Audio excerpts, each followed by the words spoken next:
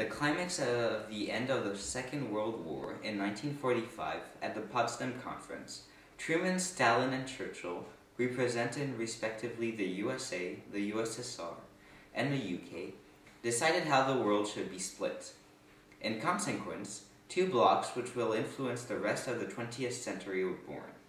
The USA capitalist side, which is characterized by the beneficiaries of the Marshall Plan of 1947, or the members of NATO, and the USSR communists and their satellites.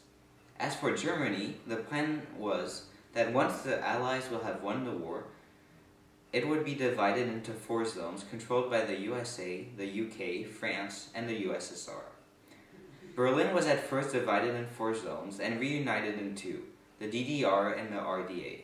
Indeed, this aspect of the Cold War is fully explored in Berlin because once the city was divided into 2 different parts, it actually became possible to compare easily the development which is understood by the 2 ideologies. Therefore, because it became apparent that the capitalist system was, at least in the short term, more powerful or more effective, it was a necessity to close the border in order to assure that no comparison was possible. That is why, in 1961, the Berlin Wall was edited. During the 1950s, many people immigrated from Eastern Germany to Western Germany in the prospects of better yields. These immigrants tended to be young and well educated. This led to what is commonly referred as the brain drain, which was feared by officials in East Germany as the intellectual elite who was moving to West Germany. The DDR introduced a number of measures to counter this effect. However, most of these were ineffective. Furthermore, East Berlin decided to close the border with East Germany on August 13, 1961. On August 15th, the wall, which was composed of concrete and large blocks, was put in place. This was based on a decision taken by Walter Ulbricht. The President of the United States of America, John Fitzgerald Kennedy, came to Berlin in 1963, whereupon he pronounced a speech. Through this speech, he criticized communism and used the Berlin Wall as an example of the failures of communism. Indeed, Kennedy says that freedom has many difficulties and democracy is not perfect, but we have never had to put up a wall to keep our people in. The speech is known for its famous phrase, Ich bin Berliner, whereupon Kennedy pronounces his solidarity to the people living in Berlin. However, there were a number of places where it was possible to cross the border if one had obtained a visa in order to do so. As of 1971, with the Four-Power Agreement in Berlin, visas were given more regularly to citizens of the Federal Republic of Germany who could therefore visit their families in East Germany. Hi, we're at Checkpoint Charlie right now, which was the main passage point between Germans and that's trying to go from border to border. This is, you can see on the side right there, which we'll show you in a couple of seconds.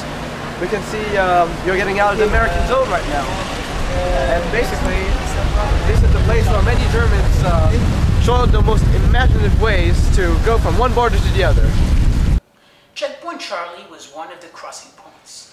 Checkpoint Charlie is most well known today for its museum, which retraces the stories of East Berliners that tried or attempted to escape. This is Checkpoint Charlie Museum, where they explain all the ways the Germans found to go from one border to the next. These Berliners escaped to West Germany in order to find better life standards. There were approximately 5,000 successful escapes and about 150 people died while trying to escape. When attempting to escape, East German border guards had the order to shoot the escapees whether they were men, women, or children. Border guards often did so. Peter Fletcher, an 18-year-old East Berliner, got shot while trying to escape and bled to death under the eyes of the Western media. Most oftenly, in order to escape, people hid in cars possessed by visa owners.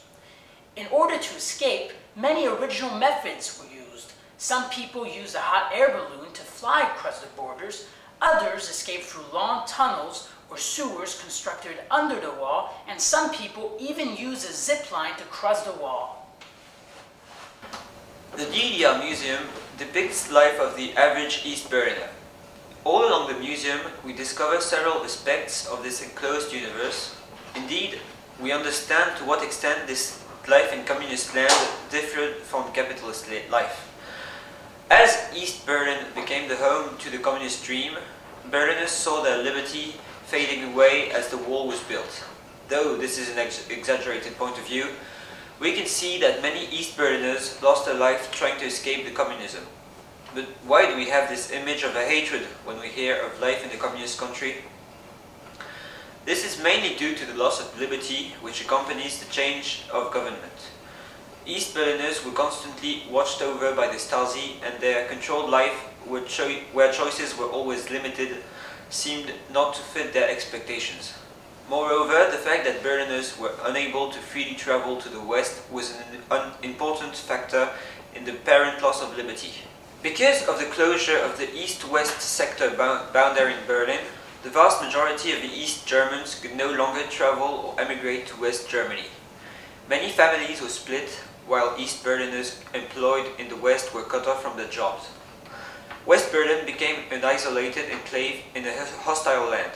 West Berliners demonstrated against the wall, led by the mayor, Oberbürgermeister, Willy Brandt, who strongly criticized the United States for failing to respond. Allied intelligence agencies had hypothesized about a wall to stop the flood of refugees, but the main candidate for its location was around the perimeter of the city. The nuke shelters are a good way to describe the atmosphere during the Cold War. The constant tension could be physically palpated through these places. Indeed, fear was an important part of life in the DDR, and continuity propaganda also played a great role in everyday life. We can take into account the airlift which took place between the 24th of June 1948 and the 12th of May 1949, and was the result of USSR closing down the roads leading to West Berlin, the Berlin blockade. Indeed, for 11 months, the Western Allies provided for the West Berliners by air. This enormous effort sustained them, but symbolized one of the first close-to-physical duels between the two blocs. Berlin was also the theater to the 1961 Berlin crisis, where tensions built to such an extent that it eventually resulted in the construction of the wall. We can indeed see that Berlin was present in the Cold War, and that the tensions that thus followed strongly influenced the climate and everyday life of Berliners.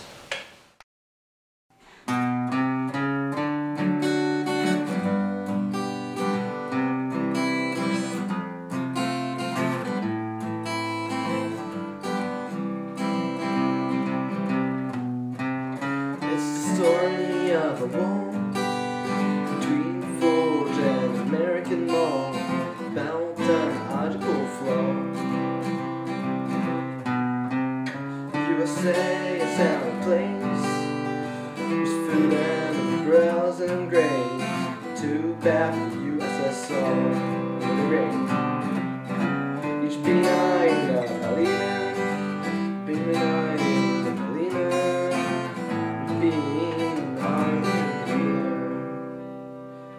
Families were broke, Kennedy still smoked, till one day in '89 the Cold War broke.